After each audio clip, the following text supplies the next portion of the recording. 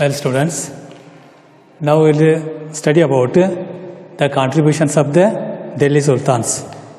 You know, Delhi Sultanate was ruled over by the 5 dynasties: Ghulam dynasty, Khilji dynasty, Tughlaq dynasty, Sayyid dynasty, and Lodi dynasty. They had a great contributions towards the culture of India. Now, about their administrative contributions, their administrative system. Most of the Delhi Sultans were dictatorial rulers. Most of the rulers were the dictators. The rule was dictatorial rule because they were also the commanders of the army. They personally led the army and they were the chief justice. They dispensed the justice. They were the chief justice in the administration. So that was the dictatorial rule. The administration was according to the principles of Islam. They followed the Islamic religion. So they run the administration according to the rules, regulations, norms of the Quran.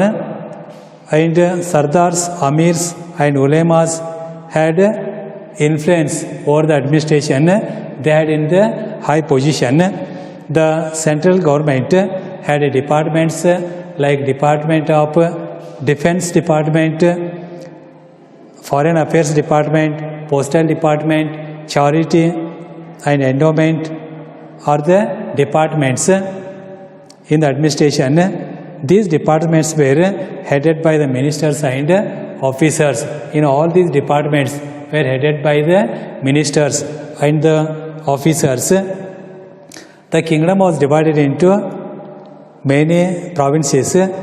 These administrative divisions were headed by the Shikdars, Amin and Chowkidars. All these administrative divisions were under the control of the Shikdars, Chowkidars and the Amins. The collection of revenue, maintenance of law and order, the collection of the revenue, maintenance of law and order, providing education facilities, ensuring cleanliness, maintaining the cleanliness were the main rules, main functions of the officers.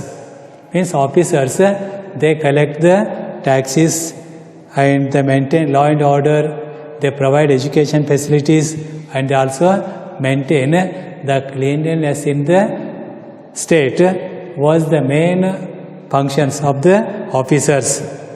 Now the Kharaj, that is the land tax. Kharaj means the land tax and Zakat, Ushru, Khums. These were the tax on wealth plundered during the battles. During the time of the battles, they plunder the wealth, and on that wealth, the taxes were levied, and these taxes were called as Zakat, Ushru, Khums. So such type of taxes were collected by the rulers, and Jizya tax, tax on property without hires, import duty, horse tax were the main source of income during the Sultan's rule. It was the royal income of the Delhi Sultanate, and there were officials for the collection of taxes, and Qazis aided Sultan in dispensing the justice in province and towns. Qazis, they assist the rulers, they assist the Sultan while dispensing the justice in the province or in the towns and cities. Now their social system. During the rule of Sultan, Muslims and Hindu communities had their own traditions, customs and faiths. The Hindu Bhakti saints and Sufi saints of Muslim communities ushered the social changes into a old social system. The Bhakti Panth, Hindu Bhakti cult and Sufi movement, Sufi saints, they brought changes in the society with their teachings. In the beginning of Sultan's rule, only the Turk Sardars were appointed to higher administrative positions. Only the Turkish Sardars were appointed to higher post during the Sultan's rule. Later, their influence waned. Afterwards, their influence began to decline. During the reign of Khilji and Tughlaq dynasty, local people were given a chance in the higher positions, particularly the educated of the serving communities, and Hindus got higher postings. You know, the Hindus, they also got a chance to serve in the offices. The educated of the people serving communities, Hindus got higher posts. Hence, the ruling class of this time got introduced into the Indian way of dressing.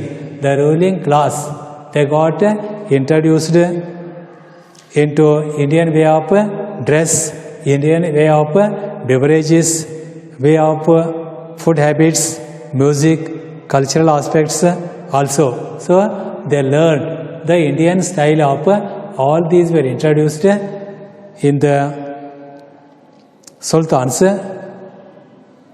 court. The Hindus were appointed as associate officers and clerks in revenue departments. So slowly they gave opportunities to the Hindus.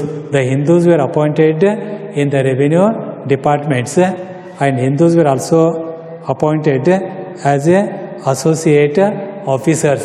They are also appointed as a associate officers, means coordinators.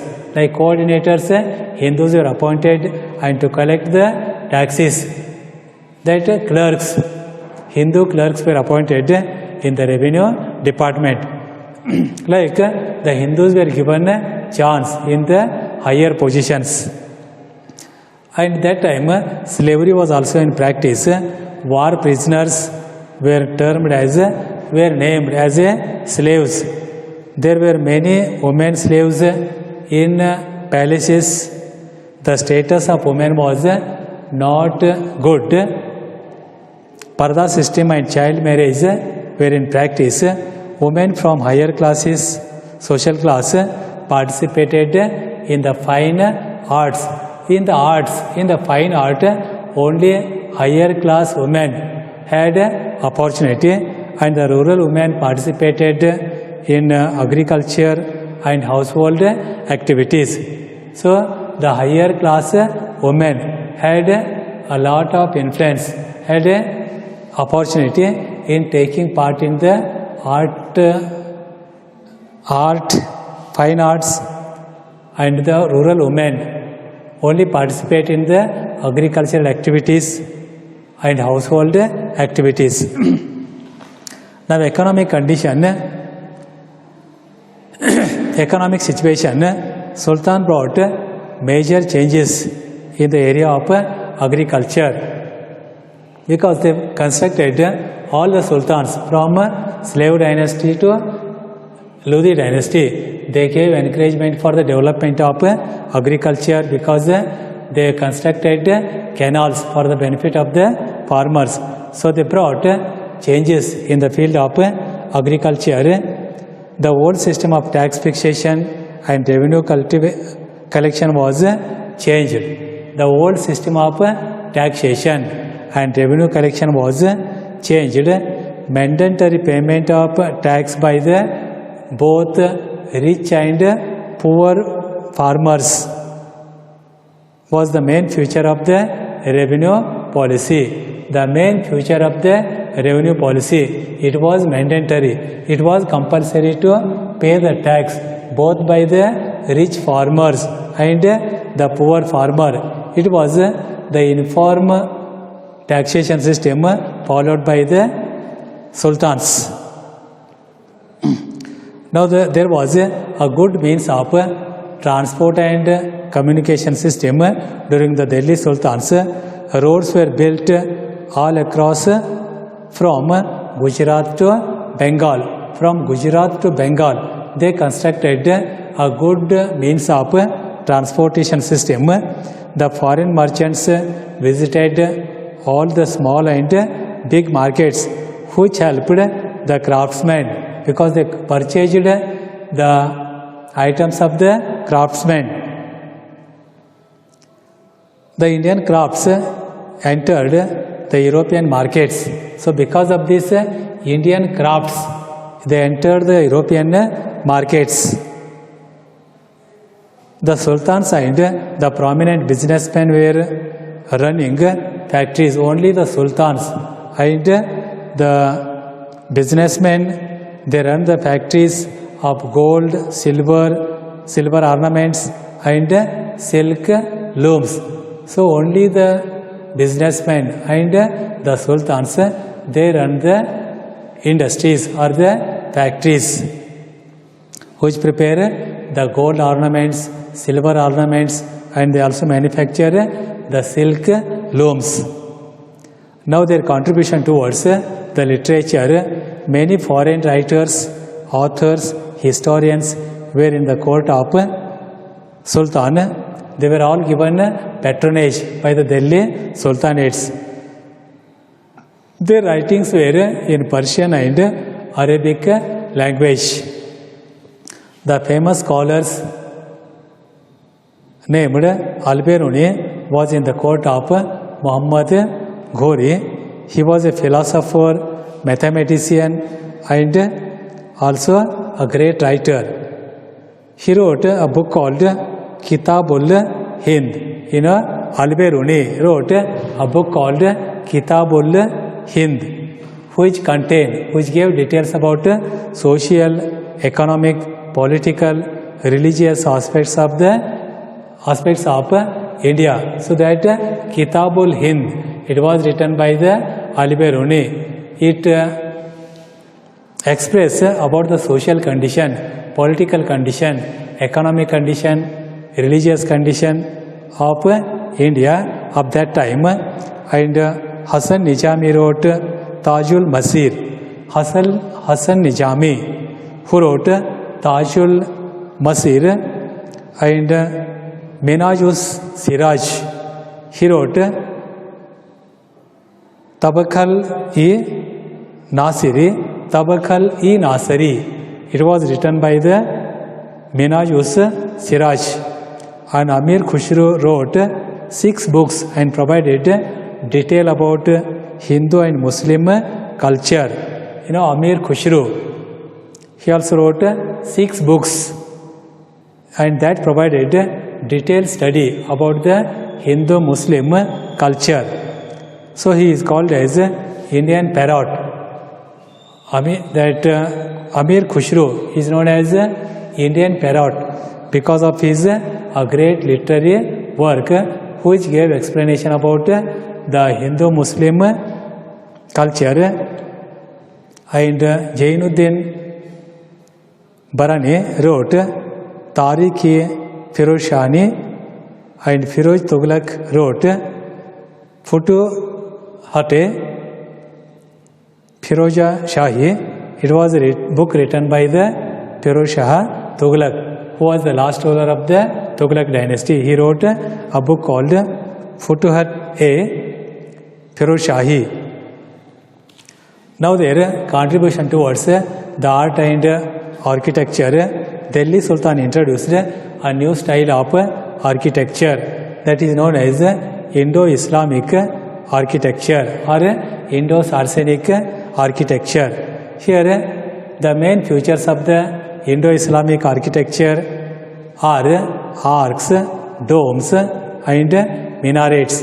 Arc, domes and minarets are the main features of the Indo-Islamic architecture.